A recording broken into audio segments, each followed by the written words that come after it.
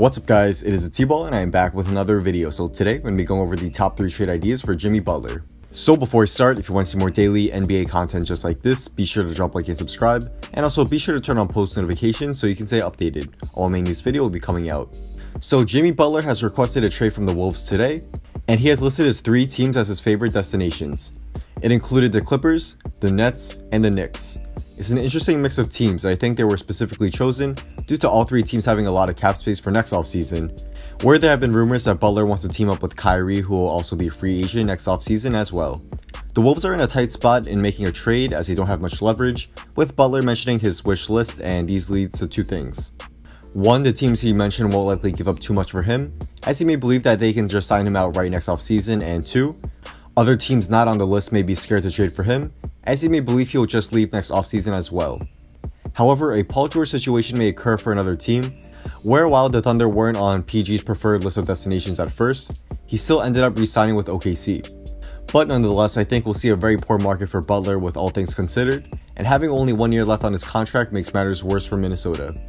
But with all that being said, let's go over the top 3 reasonable trade ideas for Jimmy Butler. And just a warning, there won't be big returns for the Wolves at all. And before we get into it, a huge shout out to SeatGeek for sponsoring this video. SeatGeek is a ticket app that takes the confusion out of buying tickets, and using the app you can see which ticket is a good deal which has a green dot, or a bad deal which has a red dot for any sporting event or concert. It's an easy to navigate app and it's a must have for anyone who's interested in attending an event. Use my discount code THETBALL to get $20 off your first purchase when you first sign up for an account, and I'll leave a link to the site where you can sign up, or you could also download the app on your phone as well, and use my code to get the discount there. So first up, I have the Clippers trading Tobias Harris and Wesley Johnson to the Wolves for Jimmy Butler. Butler will be going to one of his preferred destinations, and he'll have some solid young pieces around him, combined with a couple of vets to be a pretty respectable team next season. The Clippers could run Beverly, Bradley, and Butler all in their first unit, and that'll be a very scary matchup for opposing perimeter players. I'm not sure it will be enough for the Clippers to make the playoffs, as they do have a very weak front court, but I think the Clippers would at least be competitive, and with the cap space next offseason, they may be able to attract another top player to play alongside Butler in LA. On the other hand, the Wolves would do this trade to get a solid starting forward, who can replace Jimmy Butler in Tobias Harris, who is a very good scorer, who could get about 20 points a night and be a solid complementary piece to Karl-Anthony Towns. It's obviously not a great return for the Wolves, but in this situation they don't have much leverage at all, and getting a solid replacement for Butler would be overall a decent return. I also think it's possible for them to nab an extra second round pick or 2 from the Clippers, but I wouldn't expect anything else besides that. Next up are the Brooklyn Nets sending DeMarre Carroll, Rondae Hollis-Jefferson, and the Denver Nuggets 2019 first round pick to the Wolves for Jimmy Butler. I actually like this trade a lot for the Wolves for quite a few reasons. This trade reminds me of the Paul George to the Thunder trade, where the Pacers at that time got back Victor Oladipo and Domantas Sabonis. The trade looked bad at the time for the Pacers, but that was actually really all they could get for Paul George, who was on an expiring contract and wanted to go to the Lakers. This is a similar situation to Jimmy Butler's, though slightly different.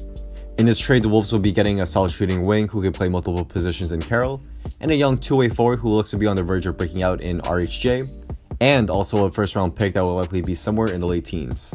Minnesota could flip Carroll at the deadline to contender for possibly a late first round pick, and the Wolves will be basically getting 2 firsts and a solid young player in RHJ who I think could become a star in the future.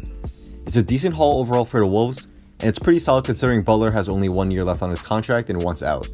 The Nets will do this trade to secure Butler, and this move would also increase the likelihood of Kyrie Irving joining Brooklyn next offseason as well.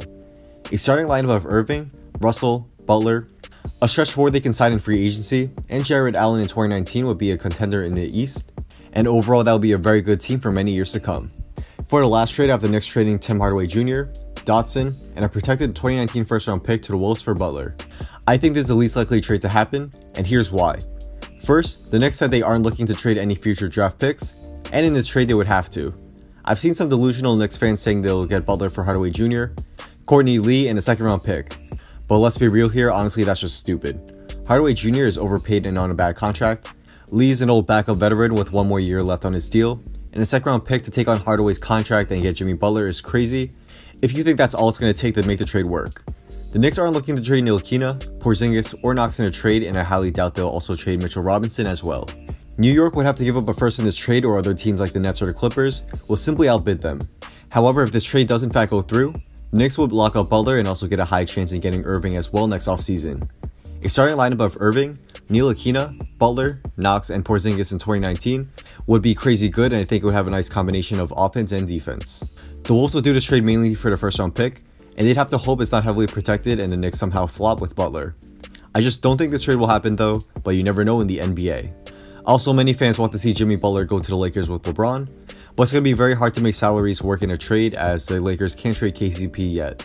But if the Wolves do in fact hold on to Butler until KCP is available to trade, the Lakers could do something like KCP and Kuzma for Butler, but until then it'll be very hard for the Lakers to make a fair deal that will work with all the salaries matching up.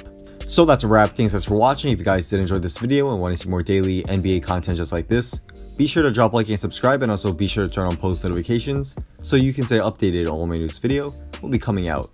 Also follow me on Instagram and hit me up if you want to talk about basketball, business, or any video ideas you want me to do. Let me know as I do try to get back to all you guys there. Also drop a comment down below on your trade ideas for Jimmy Butler.